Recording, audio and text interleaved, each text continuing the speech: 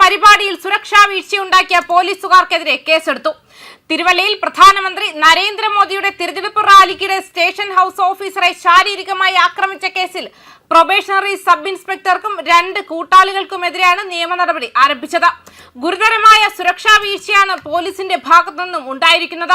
മാത്രമല്ല, തിരഞ്ഞെടുപ്പ് അടുത്തിരിക്കുന്ന സമയത്ത് പോലീസിന്റെ ഭാഗത്തു നിന്നും ഇത്തരത്തിലൊരു സംഭവങ്ങൾ വലിയ ചർച്ചകൾക്കും വിവാദങ്ങൾക്കും വഴിയൊരുക്കിയിട്ടുണ്ട്.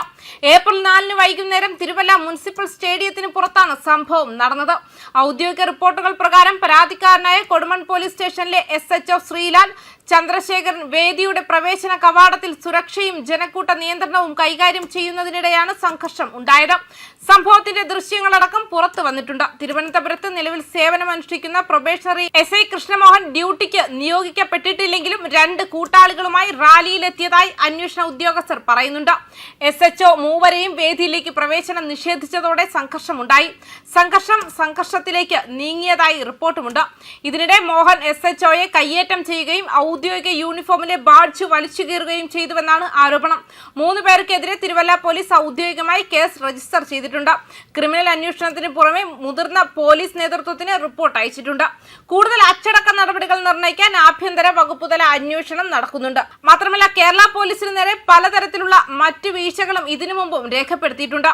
കേരള പോലീസ് ഉദ്യോഗസ്ഥർ പലപ്പോഴും പൗരന്മാരോട് മോശമായി പെരുമാറുണ്ടെന്നത് രഹസ്യമല്ല. വകുപ്പ് തന്നെ ഇത് അംഗീകരിച്ചിട്ടുണ്ട്. 2019 പോലീസ് ആസ്ഥാനം കൗൺസിലിംഗ്, സമ്മർദ്ദ നിയന്ത്രണം, ശരിയായ പെരുമാറ്റം എന്നിവയെക്കുറിച്ച് വിശദമായ ഒരു നിർദ്ദേശം പുറപ്പെടുവിച്ചിരുന്നു. ഉദ്യോഗസ്ഥർ മോശം ഭാഷ ഉപയോഗിക്കുന്നതും പരുഷമായി പെരുമാറുന്നതും മാധ്യമ ശ്രദ്ധ ആകർഷിക്കുന്നതും പതിവായി ഉണ്ടായിട്ടുണ്ടെന്നത് അംഗീകരിച്ചു. പൊതുജനങ്ങൾക്കായി നല്ല പെരുമാറ്റമുള്ള ഉദ്യോഗസ്ഥരെ നിയമിക്കുന്നത് മുതൽ ജില്ലാതല കൗൺസിലിംഗ് സെന്ററുകൾ, ആഴ്ചതോറുമുള്ള യോഗ, ധ്യാന സെഷനുകൾ, ബെഡി സംവിധാനങ്ങൾ, മെന്ററിംഗ്, വാർഷിക ആരോഗ്യ പരിശോധനകൾ എന്നിവ സൃഷ്ടിക്കുന്നത് വരെയുള്ള നടപടികൾ സർക്കുലർ നിർദ്ദേശിച്ചു. ഉദ്യോഗസ്ഥരുടെ ശാരീരികവും മാനസികവുമായ ഫിറ്റ്നസിന് പ്രതിഫലവും പ്രോത്സാഹനവും നൽകണമെന്നും അത് ആവശ്യപ്പെട്ടു.